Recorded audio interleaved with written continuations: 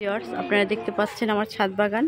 তো আমার ছাদ বাগান এখন যে গাছটি দেখতে পাচ্ছেন এটা হচ্ছে একটি জাম গাছ।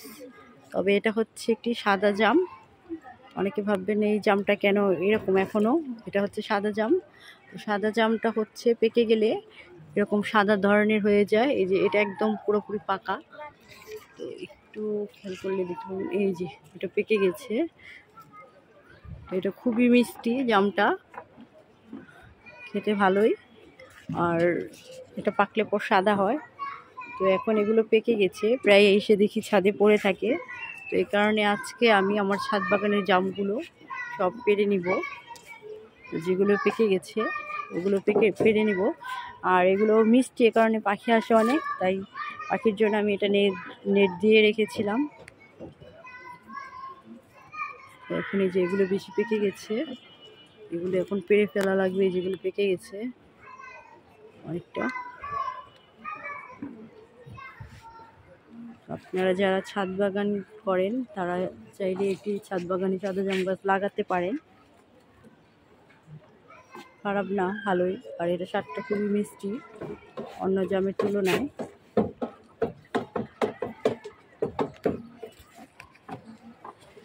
দেখেন কি সুন্দরভাবে ধরে আছে, একদম থোকায় থোকায় ঝুলতেছে জামগুলো। দেখতে খুবই ভালো লাগে ছাদ বাগানে এসে নিজের গাছের ফল নিজের হাতে ছিঁড়ে খাওয়ার মজাটাই আলাদা।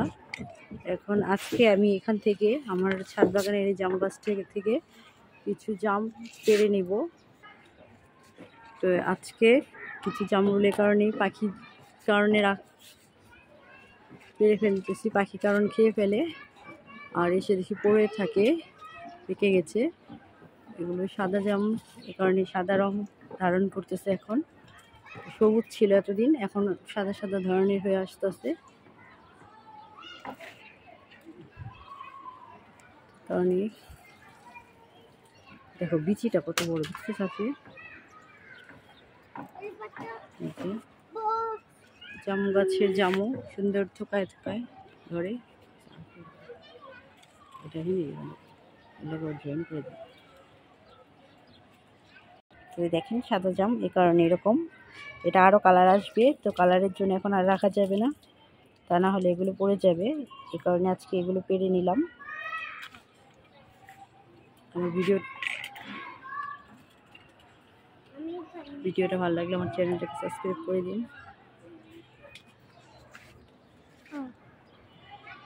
করেছে